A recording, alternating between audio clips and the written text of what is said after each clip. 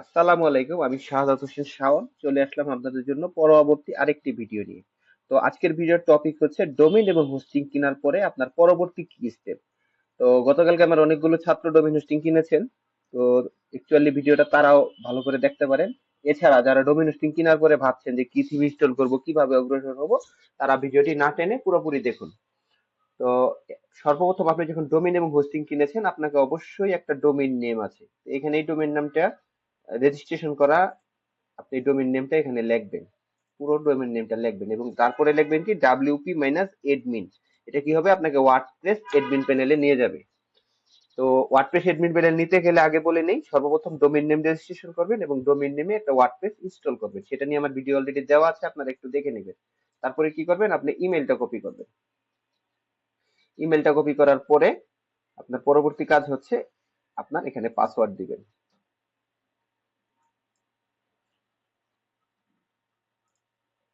আপনার পাসওয়ার্ডটা দিলে আপনার যে এখানে চলে আসলো সেটা হচ্ছে আপনার ওয়ার্ডপ্রেসের এডমিন প্যানেল। তো আপনার এডমিন প্যানেলের সর্বপ্রথম কাজ কি, আপনার ওয়েবসাইটের জন্য একটা থিম চুজ করা। তো থিম চুজ করতে হলে এডমিন প্যানেলে আপনি চলে দেখবেন অ্যাপিয়ারেন্স আছে, থিমস আছে, এখানে চলে যাবেন। এবং তার আগে আপনাদের প্রথম একটা কর্তব্য হচ্ছে কোন কাজে কোন থিম এটা একটু জেনে নেবেন। যেমন আমরা যদি বলি যে ওয়ার্ডপ্রেসের জন্য আমরা ই কমার্স থিম বানাবো, best e commerce theme for website, best e commerce website না, best e commerce theme,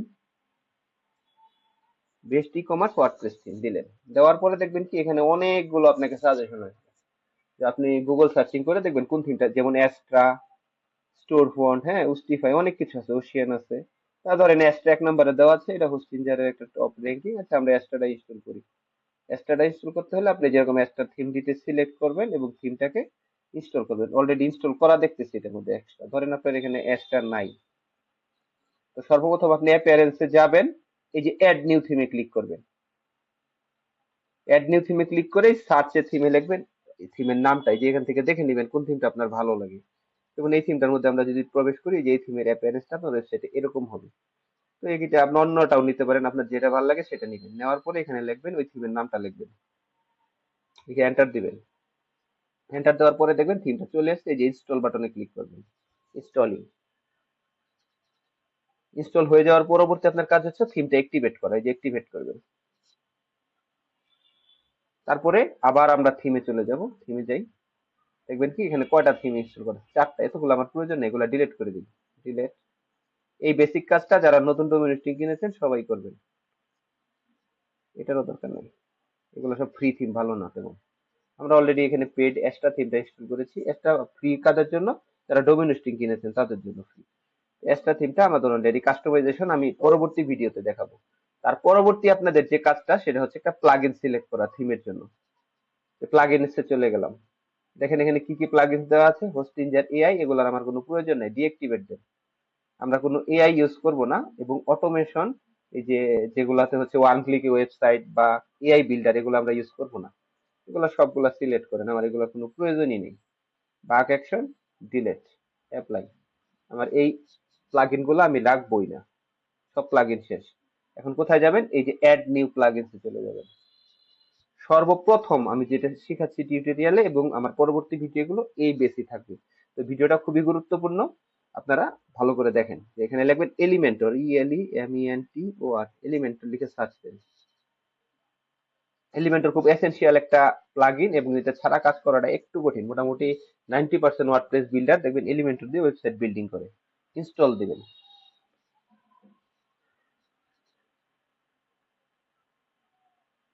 install দেওয়ার পরবর্তী কাজ হচ্ছে অ্যাক্টিভেট করা, দিলাম অ্যাক্টিভেট, এলিমেন্টর চলে আসলো। এই যে আপনার এখানে এলিমেন্টর চলে আসলো। প্রো নিতে গেলে এটা আপনাকে একটা নির্দিষ্ট পে করতে হবে। তো আমরা প্রো না, শুধু এলিমেন্টর দিয়ে কাজ করব। আর যারা স্টার্টিং একদম কিছুই পারেন না বেসিক্যালি, তারা আরেকটা জিনিস লিখবেন, সেটা হচ্ছে র্যাঙ্ক ম্যাথ। ইয়স্টো নিতে পারেন, র্যাঙ্ক ম্যাথটা আপনারা, আমার ভালো লাগে, হ্যাঁ। এটা কিসের জন্য, এটা হচ্ছে আপনার ওয়েবসাইটটা তো শুধু বানালেই হবে না, এই ওয়েবসাইটে এই যে অ্যাড নিউ থিমে দিবেন, অ্যাড নিউ প্লাগইনসে দিবেন, এখানে লিখবেন র্যাঙ্ক ম্যাথ। র্যাঙ্ক ম্যাথ লিখে সার্চ করবেন, দেখবেন এই যে র্যাঙ্ক ম্যাথ চলে আসছে, ইনস্টল করবেন। আচ্ছা, র্যাঙ্ক ম্যাথ ইনস্টল হয়ে যাওয়ার পরবর্তী কাজ হচ্ছে, দেখবেন এটা অ্যাক্টিভ হতে চাচ্ছে না। আপনি যদি র্যাঙ্ক ম্যাথ এসইও তে চলে যান, তাহলে র্যাঙ্ক ম্যাথ এসইও তে দেখবেন কি কানেক্ট ইউর অ্যাকাউন্ট আছে, এবং এটা নিয়ে আমি কমপ্লিট আর একটা ভিডিও বানাবো, কারণ র্যাঙ্ক ম্যাথের কানেকশনটা একটু সময় নিবে। আপনাকে ধরেন আমার 5 মিনিট সময় নিবে, কিন্তু আপাতত দেখাচ্ছি না। আপনি এলিমেন্টর এবং র্যাঙ্ক ম্যাথটা ইনস্টল করেন। সেটআপ উইজার্ডে আমি যাব না, রিটার্ন টু ড্যাশবোর্ডে চলে যাব। এটাতে র্যাঙ্ক ম্যাথের সেটআপটা আমরা পরে করব। আপাতত হচ্ছে আপনি আপনার আবার প্লাগইনসে দেখেন যে আমার কয়টা প্লাগইনস আছে। ইনস্টলড প্লাগইনসে চলে যাই, এখানে দেখবেন আমার র্যাঙ্ক ম্যাথ আছে আর এলিমেন্টর আছে, এই দুটা প্লাগইন রাখবেন। আর অ্যাপিয়ারেন্সে অবশ্যই একটা থিম রাখবেন।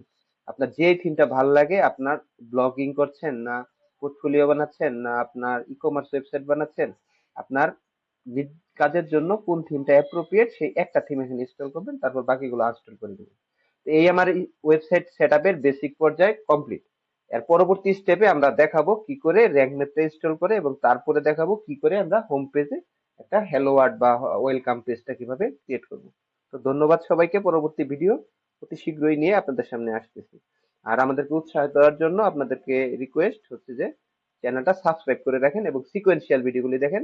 আশা করি প্রত্যেকেই ওয়েবসাইট বানাতে পারবেন, এবং ওয়েবসাইট বানাতে আপনাকে ওয়েব বিল্ডার কোম্পানির কাছে যেতে হবে না। নিজের বিজনেস নিজেই মেনটেন করবে এবং নিজের ওয়েবসাইট নিজেই আপনি পরিচালনা করতে পারবেন। তো ধন্যবাদ সবাইকে সাথে থাকার